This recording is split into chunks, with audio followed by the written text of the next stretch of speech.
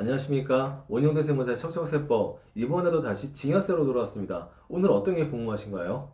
네, 세무사님 저번에 그 불로소득이 증여세가 나온다고 하셨었잖아요. 네, 맞아요. 예. 부모님으로부터 돈을 받으면 음, 무조건 증여세가 나오는지 그 어, 궁금하더라고요. 그거 그때 말씀드렸는데, 일단 원칙은 불로소득에 대해서는 과세를 하되, 사회통념상 생활비나 또는 그 밖에 부양에 필요한 금전에 대해서는 증여세가 과세가 안 됩니다. 예, 그래서 이제 아마 제가 저번에 유튜브 찍을 때 말씀드렸던 사회 통장을 기준으로 해서 받는 생활비 정도, 그다음 용돈 정도는 과세가 안 돼요. 다만 그 한도를 넘어서 받았던가 아니면은 용돈이나 생활비의 이 목적이 아닌 자산의 증식 수단으로 받았던 이 금원에 대해서는 당연히 증여세 과세가 되겠죠. 예. 그래서 이제 정리를 해드리면은 증여세는 언제 과세되느냐? 먼저 타인, 이 타인을 앞으로 증여자라고 부르겠습니다. 그래서 증여자로부터 재산을 무상으로 받았을 때, 무상이 뭐냐면은 대가를 지불하지 않고 자산이 나한테 넘어왔다는 거죠. 그래서 이제 그런 경우에는 증여세가 나온다.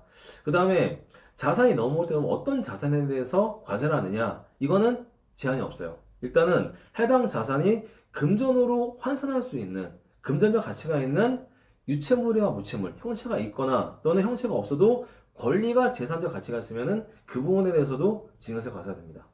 그 다음에 또 하나가 뭐냐면, 그러면은 이제 만약에, 공짜로 그러면 주면은 증여세 과세가 되면 1억짜리를 만 원에 거래했을 때 어떻게 될 것인가? 이게 문제가 돼요. 그럼 분명 이거는 대가를 지불했기 때문에 무상은 아니란 말이죠. 하지만은 이 유상이라고 하죠. 대가를 지불하면서 자산이 이전된다고 하더라도 정당한 대가를 지급하지 않아서 거기서 만약에 불로소득 성격의 소득이 생긴다. 라고 하면은 그 부분도 마찬가지로 징해세법상 과세 대상으로 명시가 되어 있습니다. 예. 그 다음에 이제 마지막으로 하나 좀 체크해 드려야 되는 게 뭐냐면, 증여세는 당연히 이익을 누가 얻을까요? 증여받은 사람, 수중자가 되겠죠. 그러면은 이 수중자가 납세 의무가 있어요. 그런데 어떤 경우가 있냐면은 부모가 자식을 너무 사랑해서 자산도 증여하고 증여세도 대신 내죠. 그러면 이 증여세는 어떻게 될까요? 아빠 엄마가 대신 내준 증여세는 다시 자식들한테 무상의 이익이 돌아왔다. 그래서 그 부분도 마찬가지로 또 증여세가 물리게 됩니다. 그래서 이게 증여세를 과세할 때 가장 기본적인 구조예요. 그러면 예. 증여세를 줄이는 방법이 궁금한데요. 그렇죠. 예. 이제 증여세 과세 대상 자산이 플러스라고 하면은 마이너스는 뭐냐면 증여재산 공제입니다. 그래서 증여재산 공제라고 있는데 일단은 제가 상속세 말씀드릴 때도 상속재산 공제를 말씀드렸죠. 그런데 증여세도 마찬가지예요. 그래서 일단 증여세 같은 경우에는 이제 공제 방식이 어떻게 되느냐? 증여자와 수중자, 증여받는 사람이죠. 얘를 하나의 집단으로 봐요. 그러면은 이 집단을 가지고 10년 동안 증여한 금액을 가지고 거기서 일정 금액을 차감을 합니다. 그래서 이게 증여 이제 재산 공제인데 이제 쉽게 말하면은 받는 사람 입장에서는 저 사람하고 나하고 10년 동안 저 사람이 나한테 얼마를 증여했느냐 이걸 가지고 통산한 다음에 10년 동안 증여한 금액에서 일정 금액을 빼가지고 이제 이제 그 나머지 금액을 가지고 과세한다는 얘기죠. 먼저 이제 배우자 내가 있고 배우자가 있으면은 내가 배우자한테 증여할 수 있는 거는 10년 동안에 6억 원까지는 과세가 안 돼요. 반대로 말하면 배우자 간에는 증여를 하더라도 10년 동안 6억 원까지는 증여 재산에서 증여 재산 공제가 된다. 만약 그러면 7억 10년 동안 7억을 증여했으면 어떻게 될까요? 6억 원 까고 1억 원은 과세가 되겠죠. 예. 그 다음에 직계 존속 비속 간의 증여. 가장 대표적인 게 아빠, 엄마가 자식들한테 증여하는 거죠. 얘 같은 경우에는 그러니까 민법상 성년은 10년 동안 5천만 원.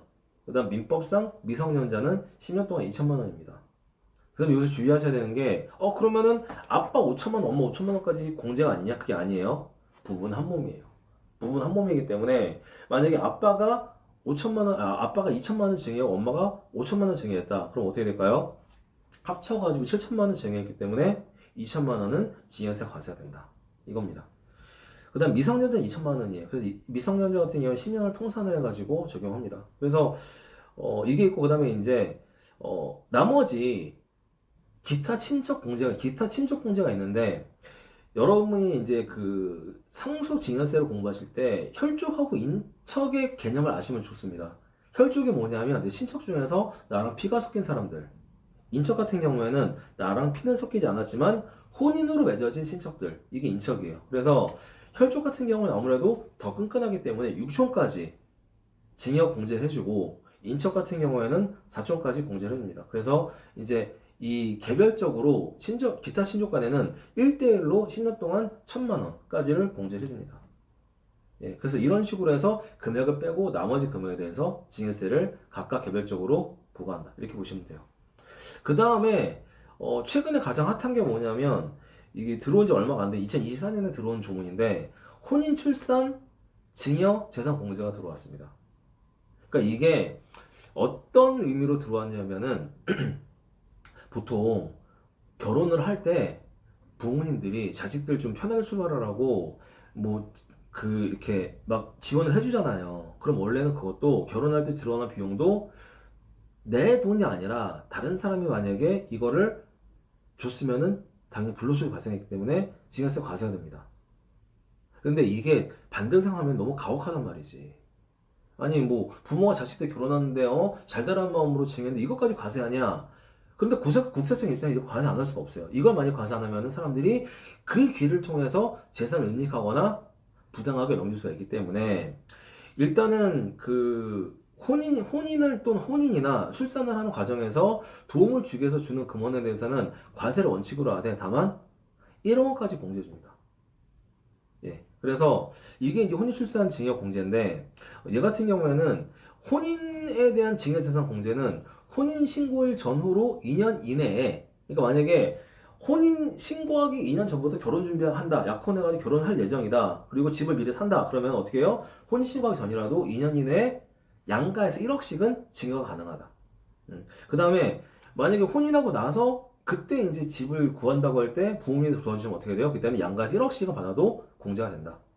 그 다음에 자녀를 출생하거나 입양 신고하거나 그러면 그 기준점으로 해서 마찬가지로 전후 2년 이내에는 1억씩 받는 것도 마찬가지로 징역 공제가 됩니다. 이게 이제 혼인 또는 출산 에 대한 징여재산 공제고, 그 다음에 얘 같은 특징이 뭐냐면 제가 기존에 말씀드린 배우자 6억 원, 직계 좀비속 5천만 원, 기타 신조 1,000만 원에 대한 공제와 별도로 해주는 공제예요. 그러니까 그거는 그거고 이거는 별도로 공제해줍니다. 그다음 이거는 제가 나중에 별도로 이거는 한 번에 시간을 들여가지고 좀 길게 설명드릴 거니까 이건 여기까지만 알아두시고, 그 다음에 이제 만약에 여러분이 가장 기뻐할 소식, 특정 조건을 충족을 하면 징여세를 안 내도 돼요. 이게 뭐냐면은 소액 징여세인데, 징여 재산가액에서 징여 공제액을 빼고 나서 만약에 50만 원 미만이다. 그러면은 사실상 징여세가 5만 원도 안 되기 때문에 그 부분에 대해서는 징여세를 과세하지 않습니다. 이거를 우리들은 유식한 말로 징여세 과세 최저한이라고 해요. 그래서 이렇게 여러분들이 보시면 됩니다. 자, 여기까지 하면은 일단은 징여세에 대한 기본적인 내용은 다 설명을 드렸고, 그 다음에 다음 시간부터는 좀 더 이제 심도 있는 주제 가지고 찾아뵙겠습니다. 감사합니다.